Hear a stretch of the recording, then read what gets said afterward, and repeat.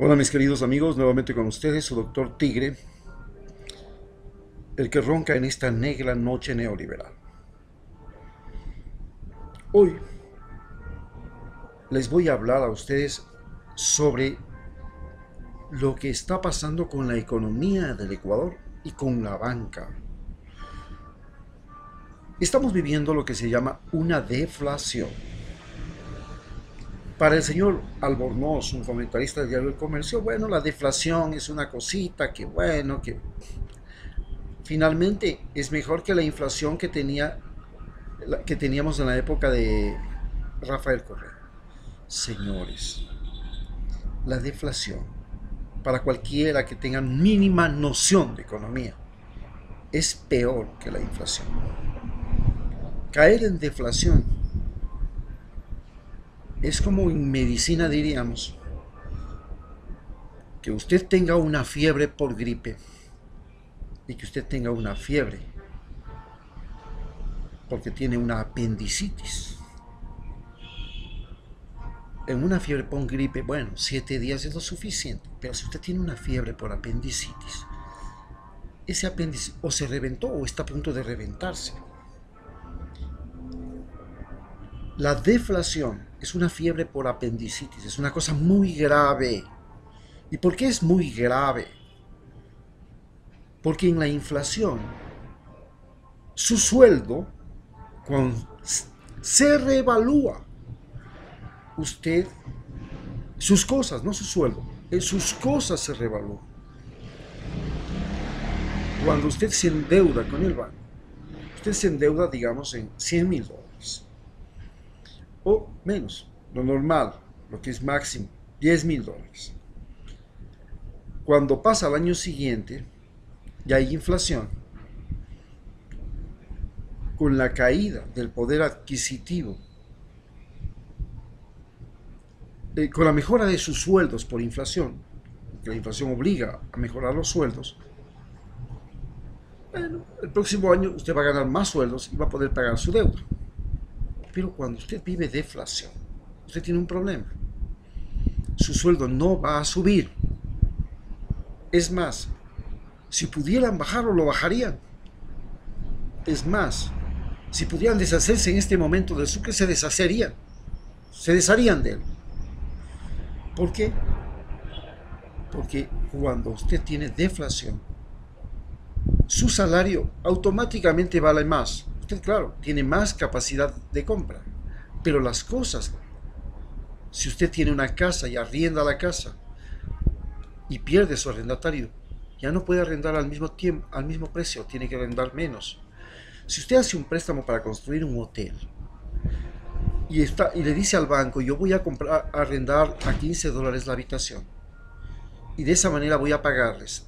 Resulta que cuando hay deflación, usted no puede hacer ese cálculo ni puede decirle eso al banco. Usted le tiene que decir al banco, tengo un problema, no sé cuánto me va a pagar el próximo año porque estamos en deflación y me van a pagar menos. Entonces, yo no puedo calcular cuánto ustedes me van a poder prestar y cómo les voy a poder pagar porque yo voy a ganar menos el próximo año porque me van a pagar menos por mi producto. Y lo mismo va a ser el tipo que siembra, lo mismo va a pasar con el tipo que hace leche, lo mismo que va a pasar con el tipo que vende carne. No puede calcular porque al próximo mes ya vale menos. Y entonces, ¿cómo pago la deuda? La deuda no baja.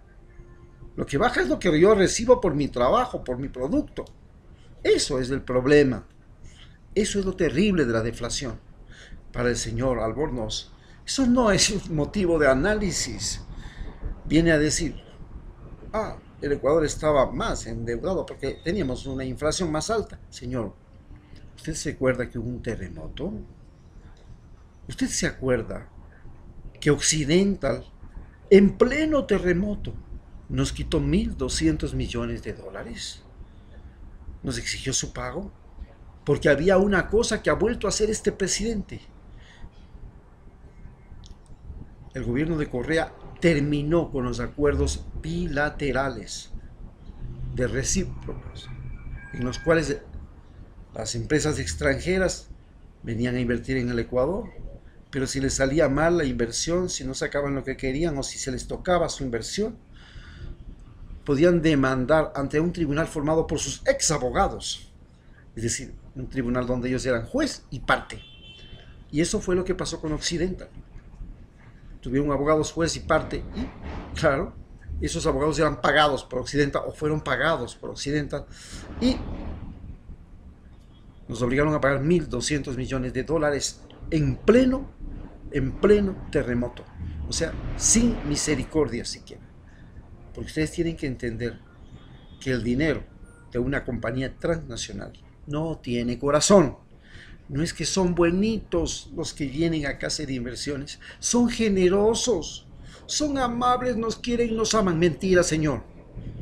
El que viene a hacer inversiones en Ecuador viene a sacarle sangre al cangrejo. Y si no puede sacarle sangre al cangrejo, va a sacarle sangre a usted y lo va a hacer delirar. ¿Cómo le va a sacar sangre a usted? Va a pedir al gobierno que le dé condiciones laborales, que genere un proceso inflacionario, que genere todo lo que sea posible para él no perder su inversión, porque no puso miles o cientos o decenas de millones de dólares para perder, lo puso para ganar. Y si no gana, entonces el que tiene que perder siempre tiene que ser el más débil, usted y yo. El presidente no, ese se larga. El diputado y el asambleísta también, el ministro de Defensa tampoco. Usted y yo somos los que terminamos pagando esos acuerdos bilaterales. Esto no lo entienden. La pregunta es, ¿hay otro sistema muy eficaz mediante el cual las compañías hacen lo que les da la gana? Es controlando la superintendencia de compañías. ¿Cómo consiguen controlar la superintendencia de compañías? Hacen lo que están yendo a hacer ahora. Hablan con el presidente de la República. El presidente de la República manda 3 nombres. Mi querido Luis Hernández Mastrujillo y otros escogen entre esos 3 nombres y este señor que va a ser presidente de la superintendencia de compañías es el que les va a tratar de hacer intocables a las compañías. Entonces va a pasar lo que pasó con Chevron Texaco, que durante 25 años, desde 1974 hasta desde el año 2009, en que se van porque hay una compra de Texaco y Chevron, y ahí se arma un lío. Llenaron de petróleo toda la Amazonía en el más grande derrame petrolero de la historia de la humanidad. Y en plena selva amazónica. Oigan, ¿cómo se pudo hacer eso? ¿Por qué no hubo una superintendencia de compañías que controlaba eso?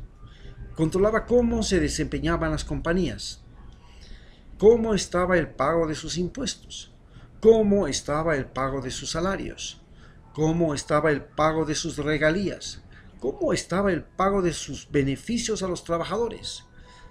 No, usted le pone a un individuo, superintendente de compañías, que haga lo que le dé la regalada gana en favor de estas empresas transnacionales.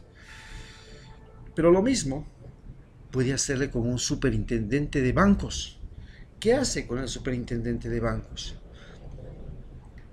Durante la época de la crisis bancaria, el negocio de los bancos fue coger dinero del extranjero. Los bancos como el Chase Manhattan Bank, el Citibank y todos esos bancos grandes les prestaban a nuestros bancos dinero. Estos bancos nuestros colocaban el dinero en crédito. Este crédito lo teníamos que pagar todos los ecuatorianos, pero mientras que ese crédito en Estados Unidos se lo hacía por apenas el 2 y el 3%, lo cual nos daba muchas ganancias, en Ecuador se llegó a hacer hasta el 160%. ¿Se pueden ustedes imaginar? El 160% se llegó a pagar de interés. Entonces,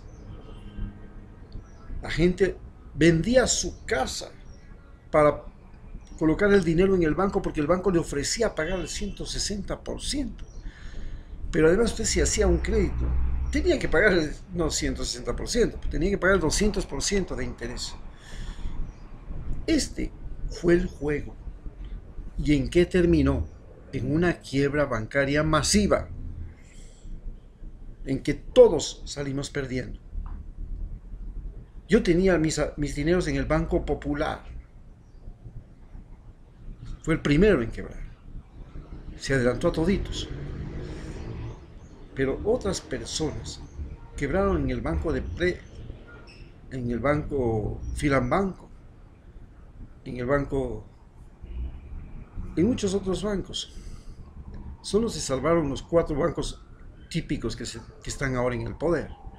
Fue necesaria una reforma completa de la banca y limitar el poder de la banca. Pero así todo, no se logró conseguir lo más importante. Primero, los bienes de la banca seguían siendo de los banqueros, hasta que Rafael Correa llegó y se los quitó. Entre esos el Parque de Guápulo, donde vamos a pasearnos. Pero además, les quitó también a los bancos el derecho de cobrar lo que les daba la gana de intereses. Se comenzó a fijar una tasa de interés. Se les impuso una garantía de depósito. Entonces, si algo le pasa al banco, el banco tiene depósitos en el Banco Central que garantizan que puede devolver. Y estos lo hacen entre todos los bancos.